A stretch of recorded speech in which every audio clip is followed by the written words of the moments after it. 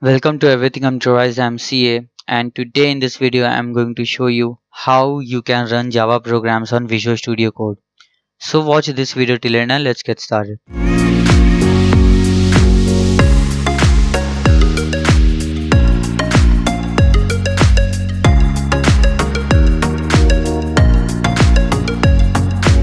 So in order to run Java programs on Visual Studio Code, we are first going to download the Java development kit, and then we are going to link it with the Visual Studio Code that we have with the help of Java extensions. So let's first download the JDK. So open any web browser of your choice, and there you need to search for Java JDK. You need to head over to the very first link that heads to www.oracle.com, and now we are on the downloads page for Java.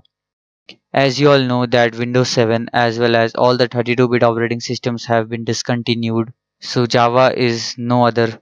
So Java has also discontinued all the 32-bit operating systems as well as Windows 7. So if you are running a 64-bit version of Windows as well as a version of Windows that is greater or equal to Windows 8, then you can just go ahead with the latest version of Java available. So just scroll and then you can just click on this Windows link, and you can just click on any of these two links and it will download the installer for Java. But in this video I'm going to download Java 8. This is because Java 8 was an older version of Java, and it is supported on Windows 7 and above, and also it is supported on 64-bit as well as 32-bit computers. So this will be working for almost every one of you. So I'm going to download that. If you know that your computer is going to support 64-bit and your computer is Windows 8 or above, you can go ahead with the new version itself. So let's download the older version of Java. So for that you just need to click on Java archive, and now scroll and then you need to click on Java 8. So I will go with the first link, that is Java SE8 8U211 and later. So click on that, and now we are on the archive downloads for Java SE8. Now scroll and we have the very first download thing, that is Java SE download kit 8U331. So you need to scroll, and then at the end you will be getting the Windows installers. The first one is for the 32-bit computers and the second one is for the 64-bit computers.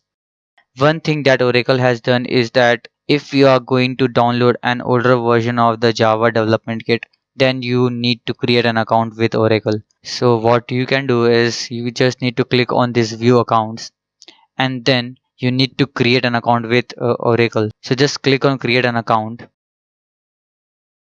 And now what you need to do is just fill up all the details. I will suggest you don't please put your own details here. You can just put all the temporary details because we just need it to download the Java version that we want. So we don't want to spam our email box with all the advertisements of Oracle.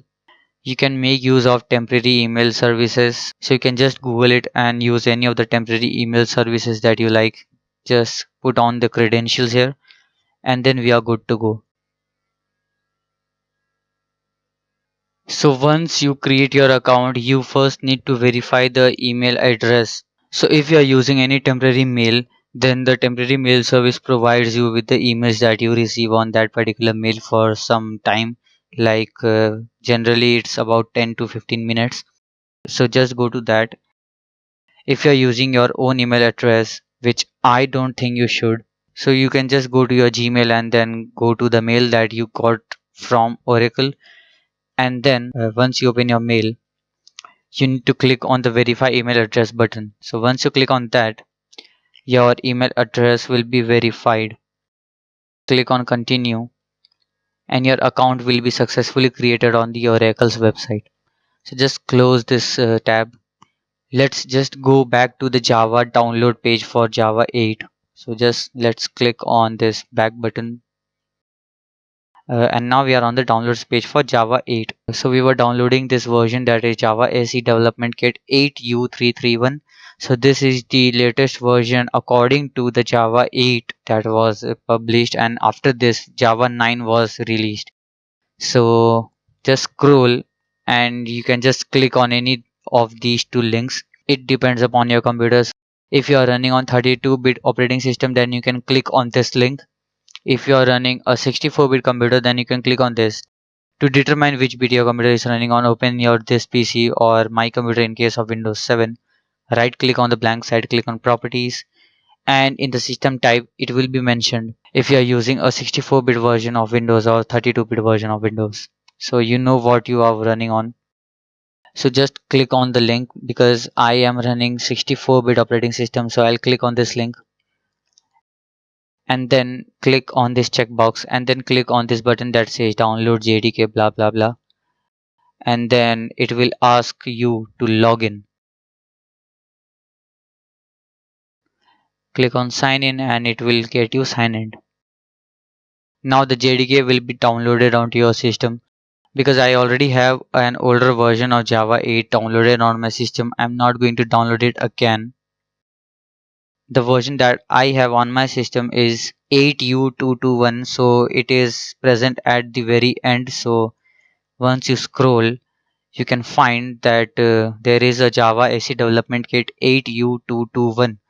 So this is the version that I have downloaded already and I'm going to install this. So if somehow the version that you downloaded doesn't work, you can just go to this version that I have on my system that I'm going to install. So just scroll and then you can just go ahead with 32-bit or the 64-bit version of the JDK. So once you have downloaded it, let's just close the browser and let's go back to the downloaded installer. Go to downloads, and now here's the thing that we are going to need. So what you need to do is double click on it to install. It will open up the user account control dialog box, so click on yes to allow the installation process to begin. So you can see that the installer wizard has been opened. So just click on it to bring it on top. Click on next, and now then click on next, and it will start to install the Java SE development kit.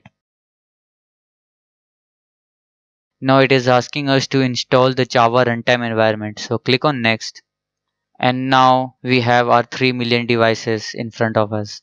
So the devices never increased, it remained 3 billion since the establishment of Java. So our 3 billion devices has been installed. So just click on close, and now close the file explorer window. We have our Java installed but yet not added to path.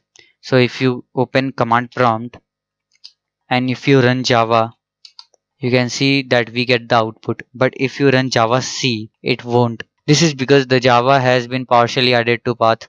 Let's close this command prompt window and let's add Java to path. So click on this PC. Now go to your C drive, whichever you have. Now you need to go to program files. So here's a small note.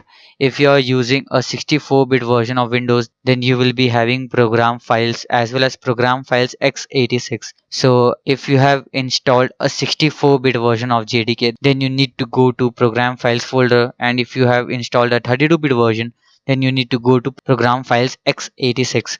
But in case of a 32-bit operating system, there will be only single folder that will be program files in that case. So go to the folder according to whichever version you have installed. Once you go to that, you need to go to the Java folder. We need to go to this JDK folder that is present on the top. Double click on that and then we need to go to bin. Now if we click on this address bar, we will be having the path to this folder. So just copy this thing. So right click and then click on copy. And now we need to add this to path. So go to start, search for path and then click on this option. Now click on environment variables. Now you need to double click on this path. And now you need to click on new and you need to paste the thing that we copied. So right click and then click on paste. Click on OK and we have our Java added to our path. Now click on OK and then click on OK again. Now let's close the file explorer. Now open command prompt and then type Java. And you can see that we get some output. That means Java has been added to a path. Let's check for Java C. So type Java C and then press enter and you can see that we get the output as well here. Now we are ready to work with VS Code. So open VS Code and now we need to install some extensions. So click on this extensions icon on the activity bar, and there you need to install 3 extensions. So I already have these 3 extensions installed. In order to keep this video short, just go to the search and then search for code runner, and then you need to install this extension. Because I've already installed it, there's no install button, but in your case there will be an install button, so click on that to install code runner extension. Now we need to install the Java language support, so just type Java lang and then press enter, and then you need to install this extension. And the last extension that we are going to install is the IntelliCode extension. So this is something that we are going to need for the autocomplete feature of VS Code on Java. So just search for IntelliCode, and then you need to install this extension only. So this extension is an AI based auto-completion feature for VS Code. So this can work with any programming language you have. So we have all the extensions installed. Now we are ready to go with the Java program. So just click on this Explorer icon on the activity bar. Now we need to create a new file. So click on File, click on New Text File, and now here we are with our untitled file. Let's just close this extension tab. Now we need to save this as a Java file so that VS Code can recognize it. So click on File, click on Save. Now you need to go to the path where you want to save this file as. So I'll go to desktop, I'll create a new folder here, and I'll give it a name as Java. You can give any name as you like. And now you need to go to that folder. Now you need to save this file as a Java file. As you all know that the name of the Java file is actually the name of the initial class. So let's give it a name as demo. And because this is a Java file, the extension will be .java. So once you have given its name, click on save, and our file will be created. So VS Code is suggesting me to install some of the Java extensions, but we have already installed all the required essential extensions, so I'll just ignore it. Now we are going to write some code here. So because we have given the name as demo, we are going to create a class named demo. Because we have installed all the Java extensions, the autocomplete feature of VS Code will be on its peak.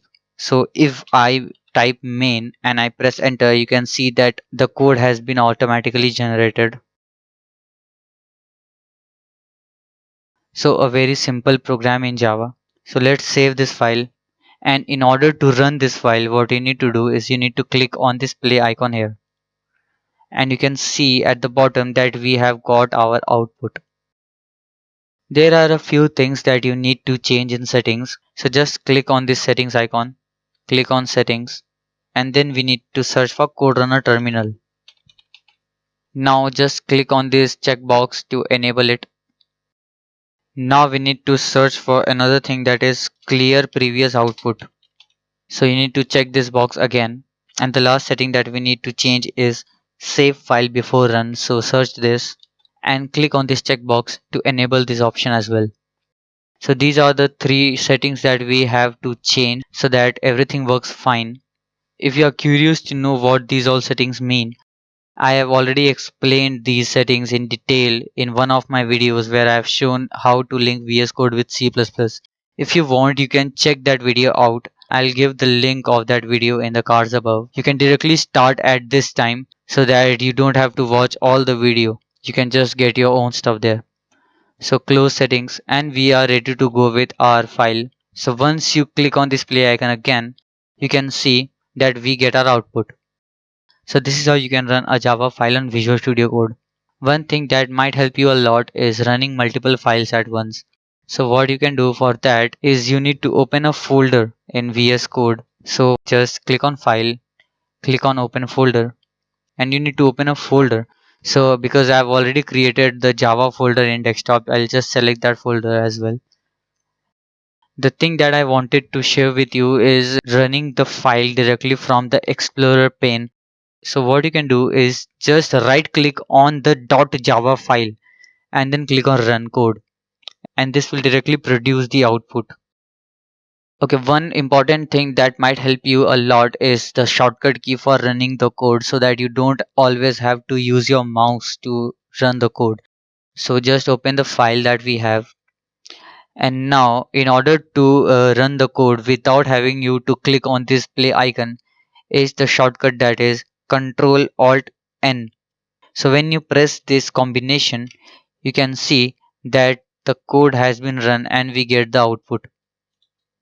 So this is how you can use Visual Studio Code for coding in Java. If you are having any doubts, you can share them in the comment section. If you face any difficulties, you can share them as well. I will be available as soon as possible so that I can clarify your doubts. So this was all for this video.